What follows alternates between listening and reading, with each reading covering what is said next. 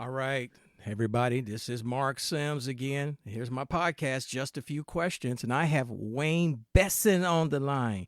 Wayne Besen is the executive director of Truth Wins Out. You're on the line, Wayne?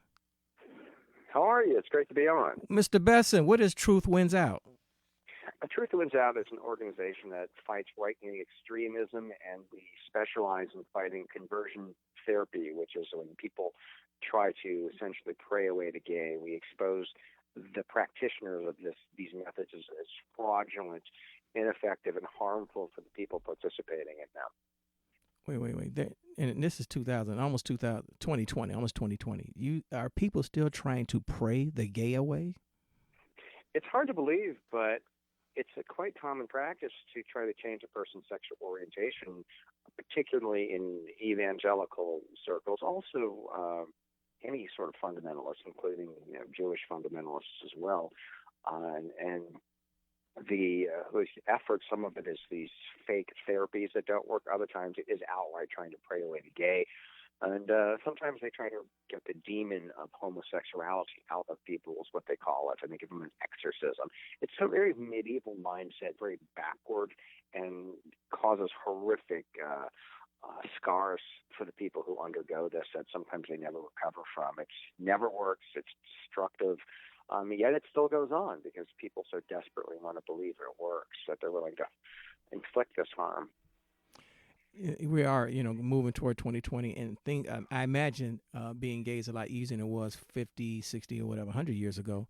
But teens, there are some teens that still commit suicide, and that's because the pressure they get from other people.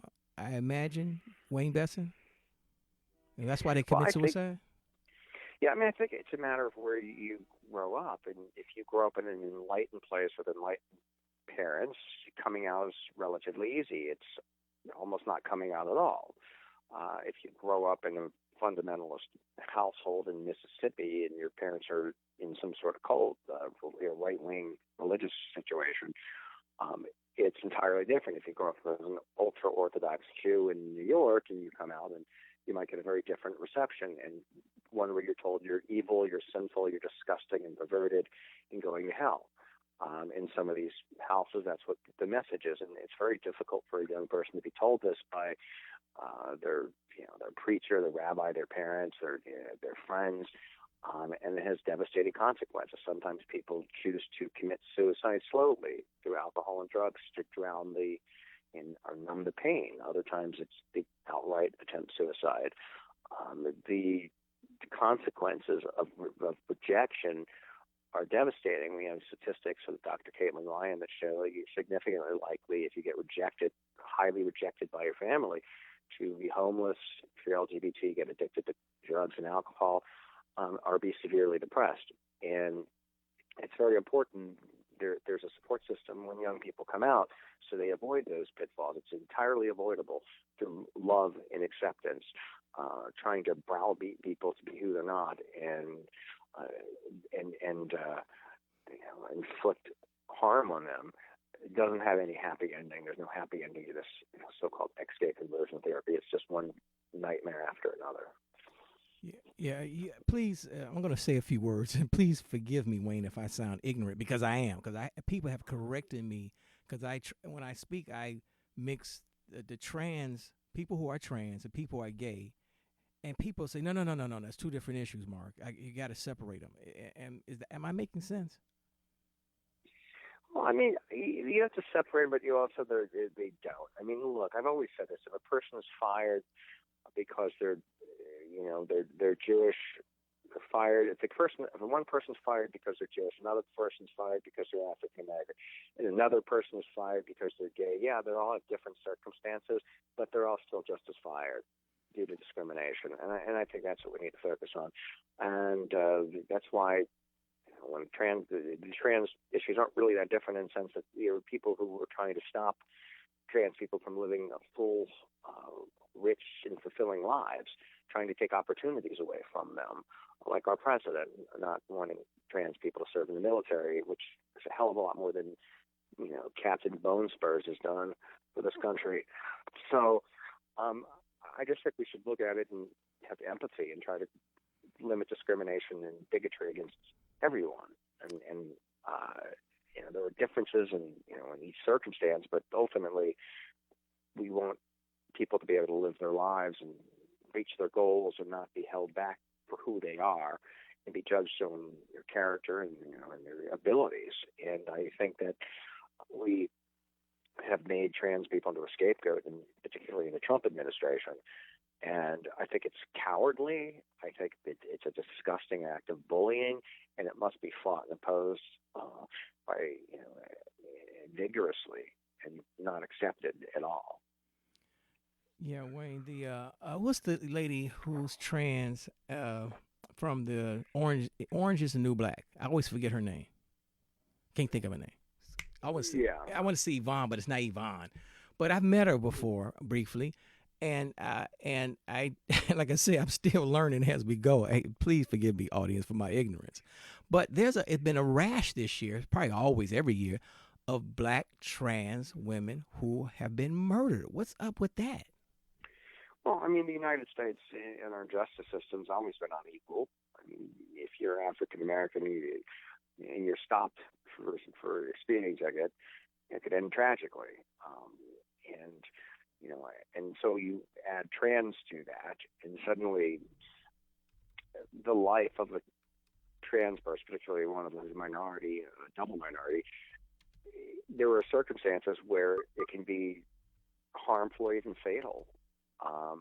That law enforcement doesn't care, that people will see their lives as less than, that they're not even people. They're demonized and dehumanized to the point where they can be killed. And I think that that's what we're fighting for, to end those tragedies, to introduce trans people to America so they see our trans brothers and sisters as human beings, not disposable.